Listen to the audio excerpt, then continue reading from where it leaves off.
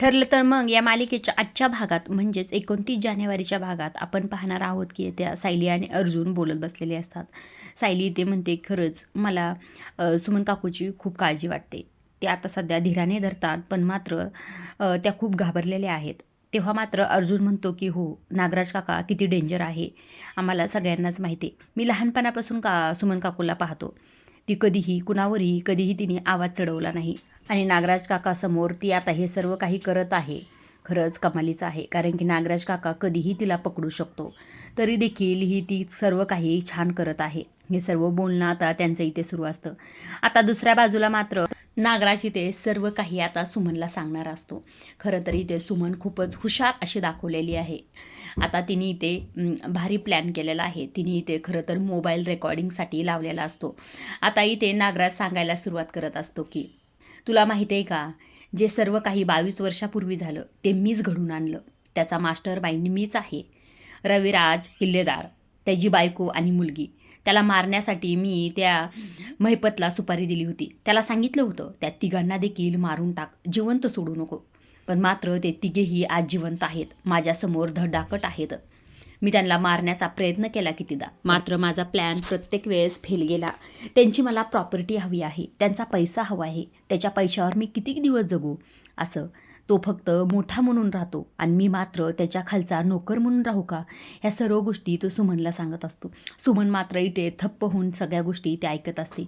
खरं ती इथे घाबरलेली असते, मात्र तिला आता इथे त्याला कळून देखील द्यायचं नसतं की ती बरी आहे. तो इथे म्हणत असतो की काय बघतेस माझ्याकडे आणि काय करणार तू, आणि सांगशील सर्वांना. हे कोणाला सांगशील? अर्जुनला सांगशील, सायलीला सांगशील, रविराजला सांगशील, सर्वांना सांगशील. आणि तुझं कोण ऐकणार? तुझ्या डोक्यावर परिणाम झालाय ना, आत्ताच तर डॉक्टर सांगून गेले परिणाम झालाय, आणि तुझं ऐकणार तरी काय? आणि लोकांना खरं तरी वाटणार का तुझं हे सर्व काही? आणि सांगशील कसं? ह्या सर्व गोष्टी बोलत असताना खरं सुमन तिच्याच ॲक्टिंगमध्ये असते. ती मात्र कळून याला अजिबात देत नसते की मला काही कळलं आहे किंवा मी आता काही करणार आहे.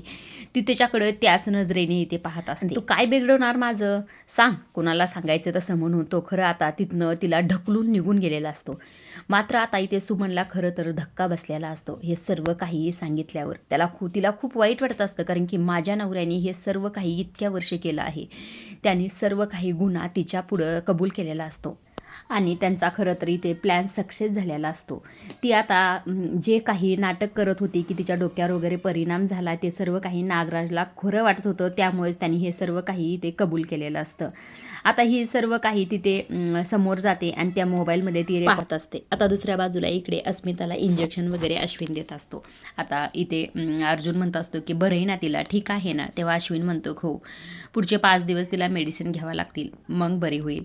तेव्हा मात्र हे ऐकल्याबरोबर कल्पनाला इथे वाईट वाटत असतं. ती म्हणत असते येते मी जरा, असं म्हणून कल्पना तिथून निघून गेलेली असते. आता मात्र सर्वच इथे शांत असतात. आता अस्मिताचा मूड कसा नीट करावा हे सर्व इथे विचार करत असतात. आता इथे अर्जुन म्हणतो की बायको, मला असं कळलं की प्रेग्नेन्सीमध्ये बायकांचा ग्लो छान असा येत असतो बायकांच्या चेहऱ्यावर. तेव्हा लगेच तो म्हणत असतो की बघ, म्हणूनच अस्मिताच्या चेहऱ्यावर एवढा ग्लो आलाय काय, की मला नव्हतं माहीत इतका ग्लो येतो म्हणून. इथे आता अस्मिता म्हणते उगच काही पण बोलू नको. तेव्हा लगेच अर्जुन म्हणतो अरे खरंच सांगतोय मी तुला, खरंच आलाय. तेव्हा म्हणतो पण अस्मिताई, हे जास्त दिवस नाही राहणार, एकदा डिलिव्हरी झाली ना सुरू होणार हॉरर शो. असं म्हणून खरं तर इथे अस्मिताला हसवण्याचा ते प्रयत्न करत असतात. इथे अस्मिता म्हणत असते की मी तुमच्या दोघांचा जीव घेईन बरं का.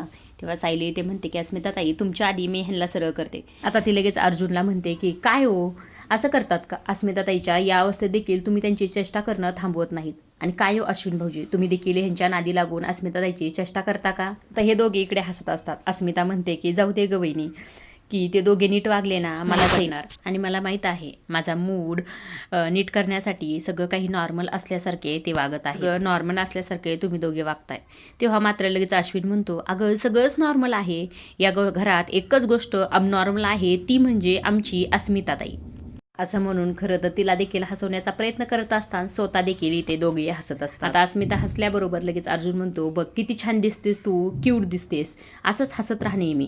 तेव्हा लगेच सायलीकडे अर्जुन पाहतो आणि म्हणतो सायली बघ, अस्मिता ताई कशी हसते आणि किती क्यूट दिसते, तू तर कधी हसतच नाहीस. तेव्हा लगेच सायली म्हणते म्हणजे तुम्हाला म्हणायचे काय की माझ्या चेहऱ्यावर कधीच हसू येत नाही? मग तसंच नाही तर काय, जेव्हा बघा तेव्हा तुझा चेहरा फुगलेलाच असतो. मी काही नाही केलं तरी तुझा चेहरा फुगलेलाच असतो. बघ आता पण माझ्याकडे किती मोठा खाली डोळे करून पाहते बघ, जणू काय मी हिला घाबरणारच आहे.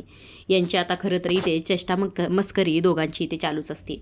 आता हे सर्व काही अस्मिता पाहत असते. अस्मिता मनातच म्हणत असते की किती गोड जोडपं आहे हे, एकमेकांची मस्करी करणं, एकमेकांना भांडणं, तरी देखील एकत्र राहतात. पण मात्र माझ्याच नशिबात नेमकं असं का होतं असा ती इथे विचार करत होती. आता दुसऱ्या बाजूला इकडे नागराजची खरं तर इथं तयारी सुरू असते, आवरावर सुरू असते.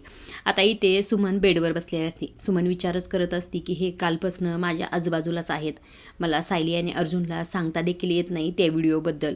मी त्यांच्याशी बोलू तरी कसं, हे इथनं जातच नाही. पण मात्र आता हे बाहेर चाललेत वाटतं. हा चान्स चांगला आहे, मी त्यांच्याशी बोलू शकते. आता असं तिच्या मनात हे विचार सुरू असतात. तितक्यातच आता तिच्यासमोर येतो हा नागराज. काय झालं सुमन, काय करतेस, काय झालं असं विचारत असतो. आता ती एकदम शांत असते. आता ती परत आता त्याच्यासमोर तेच नाटक करते किंवा तिला झटका वगैरे येतं ते करते. लाल पिवळा असं घाबरतच इथे म्हणत असते. तो लगेच जोरात तिला म्हणतो, गप चुप चुप बसायचं, एकदम शांत बसायचं, अजिबात काय करायचं नाही. तुझं तोंड बंद करायचं, जसं तुझा मेंदू बंद पडलाय ना तसं तोंड देखील तुझं बंद ठेवायचं. तुझ्याशी खरं तर मला हे चांगलं वागून वागून कंटाळा आलाय आता इथं तरी ठीक आहे, बाहेर तर सगळ्यासमोर वागून तर मला खरंच कंटाळा आलाय. खोटं खोटं हे सर्व मला नाही करता येत असं खरं तर तिला आता तो धमकी देऊन तिथून निघून गेलेला असतो. आता ती तिथनं उठते आणि मोबाईल घेते. आता तो व्हिडिओ त्याच्यात पाहत असते. त्यात तो म्हणत असतो की मीच आहे तो मास्टर माइंड. मीच 22 वर्षापूर्वी तो ऑक्सिजन घडून आणला. रविराजला आणि त्याच्या फॅमिलीला मीच मारण्याचा प्रयत्न केला. मीच सर्व काही गोष्टी केल्या आहेत. मेहपतला आणि तुला देखील मीच किडनॅप केलं आहे. हे सर्व काही रेकॉर्डिंग खरं तर ती आता इथे पाहत असते आणि ती बघून खरं तर ती घाबरलेले देखील इथे असते. आता ती इथे म्हणते की मी सायलीला फोन केला पाहिजे. ती आता लगेच सायलीला फोन करते. आता इथे दुसऱ्या बाजूला खरं सायली आणि यांचे बोलणं सुरू असतं. सायली त्या अस्मिताला म्हणत असते की अस्मिताई, तुम्ही अशाच हसत राहा नेहमी, तुमच्या डोळ्यात मी पाणी पाहू शकत नाही हो. तेव्हा लगे अर्जुन म्हणतो, आम्ही देखील नेहमी हसत राहा. आता इतक्यातच तिला फोन आल्यामुळं ती लगेच बाहेर जाते. बाहेर येऊन म्हणते, काय झालं सुमन काकू. तेव्हा मात्र सुमन काकू इकडे फार घाबरलेले असतात. त्या म्हणतात की सायली, अगं त्यांनी माझ्यासमोर सगळं काही कबूल केलं की त्यांनी सर्व काही केलं आहे. त्यांनीच तो ॲक्सिडेंट घडून आणला आहे. त्यांनी सर्व काही गोष्टी केल्या आहेत. त्यांनीच मेहपतला किडनॅप केला आहे, मला किडनॅप, ह्या सर्व गोष्टी ते माझ्यासमोर बोलले आहेत. कारण की त्यांना असं वाटत आहे की माझ्या डोक्यावर परिणाम झाला आहे आणि मी ह्या गोष्टी कुणाला सांगणार, म्हणून त्यांनी सर्व काही ते कबूल केलेलं आहे. ती मात्र इथे घाबरतच बोलत असते. ती म्हणत असते की मी सायली तुम्हाला तो व्हिडिओ पाठवू का. आता सायली इथे म्हणते की तुम्ही आधी शांत व्हा नंतर बघूया. असं म्हणताच आता समोर खरं तर तिच्या कुणीतरी आलेलं असतं, ते इथे दाखवलेलं नाही. ती आता सुमन पाठदेशीन मोबाईल खाली टाकते आणि बेडच्या कोपऱ्यात मोबाईल गेलेला असतो. सायली मात्र इकडे फार घाबरलेली असते. तीच हाच विचार करत असते की नेमकं तिच्यासमोर आलो कोण असेल आणि तिथे आलो कोण असेल. आता सुमन काकूला काही होणार तर नाही हाच विचार तिच्या डोक्यात असतो. सायली अर्जुनला खुणावून किंवा हळूच आवाजात म्हणत असते की सुमन काकू. तेव्हा मात्र ही अस्मिता आणि अश्विनी इथे त्यांच्याकडे पाहतात. अस्मिता इथे म्हणते की काय झालं, काही प्रॉब्लेम आहे का. तेव्हा अर्जुन म्हणतो नाही काही नाही असंच. तेव्हा लगेच अस्मिता इथे म्हणते की अरे तुमचे 5 मिनिटापूर्वीच भांडण झाले आणि आता परत सुरू झाले. तेव्हा सायली इथे म्हणते नाही असं काही नाही हो, असंच तुम्ही आता आराम करा, आम्ही आता जातो असं म्हणून खरं तर हे सर्वच जण आता रूमच्या बाहेर आलेले. आता दुसऱ्या बाजूला इकडे सुमन पुढं कोण आलेलं असतं ते म्हणजे नागराज. आता सुमन इकडे फार घाबरलेली असते. यांनी सर्व ऐकलं तर नसेल ना असा प्रश्न तिच्या डोक्यात इथं आलेला असतो. आता तो खरं त्याचा चेहरा देखील तसाच इथे दाखवलेला असतो त्यांनी. आता समोर आल्याबरोबर तो काय करतो, काय झालं सुमन असं म्हणून तिच्या पुढं हात पुढं करतो आणि म्हणतो माझी घड्याळ राहिली ना म्हणून आलोय. खरं इथे सुमन इथे फार घाबरलेली असते. आता नागराज म्हणतो काय झालं तुला, काय झालं, पाणी आणू का मी तुला. आता घाबरतच इथे सुमन म्हणते नाही नको मीच आणते असं म्हणून खरं तर ती आता घाबरतच खाली गेलेली असते. आता इथे नागराज त्याची घड्याळ घालण्यासाठी आरशापुढे जातो, घड्याळ वगैरे असतो.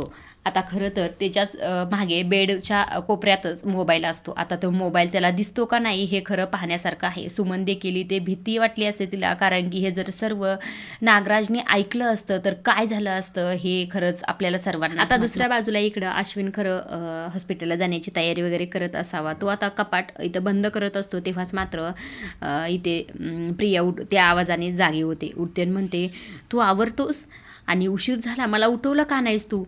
2 मिनटं थांबतो, पडदिशीन मी कॉफी आणि बनवते आणि तो यासाठी नाश्ता देखील बनवते. मात्र अश्विनी तर एकही शब्द तिला बोलत नाही. त्याच्या तयारीतच तो निघत असतो. आता ती त्याच्या मागे उठून जाते आणि म्हणते अश्विन तू मला आता बोलणारच नाहीस का. माहीत आहे मला माझ्याकडून खूप मोठी चूक झाली, पण मी ते कसं केलं मला कळलंच नाही आणि मला त्याचं खरंच आता वाईट देखील वाटत आहे. खरंच अश्विन, मला खरंच वाईट वाटतं. तेव्हा अश्विन मागे येतो, वळून तिच्याकडे बघतो आणि म्हणतो, आता तुला वाईट वाटतंय? तेव्हा घरातलं अन्न असं रस्त्यावर फेकून देणं ही कोणती पद्धत आहे? कुणाचा तरी घास असा रस्त्यावर फेकणं किंवा फेकून देणं, हिसकावणं ही कोणती पद्धत आहे? आणि तू आता मला म्हणते की मला माफ कर किंवा मला आता वाईट वाटत आहे. हे सर्व ऐकल्या खरं प्रिया इथे मनातली मनातच म्हणत असते की आता हा माझा ऐकेल असं तर मला वाटत नाही. ह्याला आता कसं तरी मनवायला लागेल. आता मला जर राहायचं असेल ह्या घरात तर ह्याला काहीतरी मस्का मारावाच लागेल. नाहीतर ही सुभेदार फॅमिली तर मला घराबाहेर काढायला टपकलेली आहे. आता ती तिची ॲक्टिंग सुरू होते. त्याच्यापुढं खरं तर ती आता हात वगैरे जोडत असते, म्हणत तसे माफ कर, आता माझ्याकडनं असं कधीही होणार नाही. आता त्याच्या पाया देखील ते पडत असते. मात्र आता अश्विन तिला पकडतो वर पकडून घेतो आणि म्हणतो, असं काही करण्याची अजिबात गरज नाही. हे तुझे सर्व नाटकं आहे ते मला माहीत आहे. तुला जर पश्चातापच होता असेल ना तर तुझ्या वागण्यातून ते मला दाखव. आणि इथून पुढे जर तू असं काही केलंस तर मी तुला सोडणार नाही, हे लक्षात ठेव. अशी खरं तर अश्विन तिला आता धमकीच देत असतो. ती म्हणती नाही, त्याचा हात धरूनच म्हणत असे, नाही आता माझ्याकडनं असं काही होणार नाही. तेव्हा मात्र तिचा हात तो जोरात झटकतो. म्हणतो, ही तुझ्यासाठी लास्ट वॉर्निंग आहे. इथून पुढे जर काही केलंस तर बघ तू आणि मी. असं तो आता खरं तर इथे रागातच तिला बोलत असतो. असं म्हणून खरं ते तिथून निघून गेलेला असतो. आता दुसरीकडे इथे कल्पना किचनमध्ये स्वयंपाक वगैरे बनवत होती. तितक्यातच आता सायली आणि अर्जुन आतमध्ये आलेले असतात. सायली अर्जुनला सांगत असते की सुमन काकूंनी सर्व काही रेकॉर्ड केलं आहे आणि आता आपण तिकडे जे गेलं पाहिजे. नेमकं काय झालं हे कळतच नाहीये. आता बोलता बोलता त्यांचा फोन कट झाला. आपल्याला तिकडे जायला हवं. नेमकं काय झालं असेल असा प्रश्न ह्यांना दोघांना पडला होता. ते म्हणजे चला आता आपण परदेशी निघूया. आता तितक्यातच हे सर्व काही कल्पनाने ऐकल्यामुळे ती त्यांच्याकडे इथे जात असते. तिला खरं तर सर्व काही इथे ऐकायला नसतं आलं. फक्त त्यांच्या चेहऱ्यावरनं तिला वाटत असतं की काहीतरी टेन्शन आहे. तेव्हा मात्र ती सायलीला म्हणते की अस्मिता ठीक आहे ना? तेव्हा सायली म्हणते हो हो ठीक आहे. तेव्हा लगेच कल्पना म्हणते, मी कणिक मळून ठेवली तेवढ्या तूच पोळ्या कर आणि भाजी वगैरे मी टाकली. तेव्हा लगेच सायली म्हणते हो, कारण की ह्याला तर बाहेर जायचं असतं. पण मात्र आता ती नाही पण इथे म्हणू शकत नव्हती. अर्जुन म्हणतो, मम्मा तू ऐक ना, आम्हाला दोघांना जरा बाहेर जायचंय. तेव्हा सायली म्हणते, नाही नाही नको नको, तुम्ही एकटे जा, मी करते स्वयंपाक. तेव्हा कल्पना म्हणते, अगं ठीक आहे ना, मी करते, तू दररोज करतच असतेस ना, एक दिवस मी केलं तर काही हरकत नाही, तुम्ही दोघे जा बाहेर. तेव्हा सायली म्हणते, नको नको, मी नाही जात, मी स्वयंपाक करून घेते परदेशी. तेव्हा मात्र कल्पना म्हणते, काही हरकत नाही गं, आता मला माहिती आहे की तुला तुझी अर्जुनच्या कामात किती मदत होत आहे. माझा हा मुलगा वकील जरी असला ना तर तो डोक्याने विचार करतो आणि तू मात्र सगळ्यांच्या भावनांचा विचार करते. म्हणून तर अर्जुनच्या केसमध्ये तू त्या केसची काळापलटच करून टाकतेस बघ. मग अशा गुणी मुलीला घरातच बसून ठेवायचं का मी? पण सायली ते म्हणते की मग तुमच्या अंगावर सर्वच काम टाकून जाणं मला खरं बरं वाटत नाही. इथे कल्पना म्हणते की म्हणजे तू दररोज सकाळी लवकर उठून सगळं काही काम करतेस, मग ते काय आहे, ते चालतं का तुला? आणि सून म्हणून तुझे सगळे कर्तव्य आहेत आणि माझे सासू म्हणून काहीच कर्तव्य नाहीत का? घर सगळ्यांचं आहे ना, तर जबाबदाऱ्या देखील सगळ्यांनी घ्यायचा. असं तर खरं कल्पना आता सायलीला किती समजावत होती. खरंच खूप छान असं सासूनाच्या इथे गप्पा सुरू होत्या. तेव्हा लगेच अर्जुन इथे म्हणत असते की बघ तुला काय भारी सासू मिळाली. तेव्हा लगेच सायली म्हणते, मग भारीच आहे माझी सासू. मी आता ह्या वटपौर्णिमेला मी हेच मागणार आहे की माझ्या नवऱ्याला पुढच्या 7 जन्मी हीच आई मिळू दे. पुढचे 7 काय, पुढचे 17 जन्म ही सासू मी कुणालाही देणार नाही. असं म्हणून खरं तर इथे सर्वजण हसत असतात. यांच्या छान अशा इथे गप्पा रंगलेल्या असतात. आजच्या पुरतं एवढं. पुढील भाग पाहिला खरं तर अजिबातच विसरू नका, कारण की आता इथे पुढील भागात आपण पाहणार आहोत की सुमनकडे आता सायली आणि अर्जुन आलेले असतात. आता ह्या सर्व काही व्हिडिओज अर्जुन इथे पाहत असतो आणि सायली देखील इथे पाहत असते. आता हे सर्व पाहिल्यानंतर खरं अर्जुन देखील इथे फार रागत असतो. तो म्हणतो असतो, आता मला हे सर्व काही सिनियरला सांगितल्याशिवाय पर्याय नाही. आता आधी सिनियरला फोन करतो आणि नंतर मी पोलिसांना. आता इथे सायली म्हणत असते की नागराज काकाचे 100 अपराध भरले, आता त्यांची सुटका होणार नाही, आता ते जेलमध्ये गेल्याशिवाय राहणार नाही. आता पुढील भाग खरं पाहिला अजिबातच विसरू नका, कारण की नागराज आता इथे अटक होणार असतो. ह्या सर्व गोष्टी सर्वांसमोर आल्यानंतर काय घडणार हे देखील पाहण्यासारखंच आहे. त्यामुळे पुढील भाग पाहिला अजिबातच आता विसरू नका. असे डेली मालिकेचे अपडेट जाणून घेण्यासाठी चॅनलला जरूर सबस्क्राईब करा.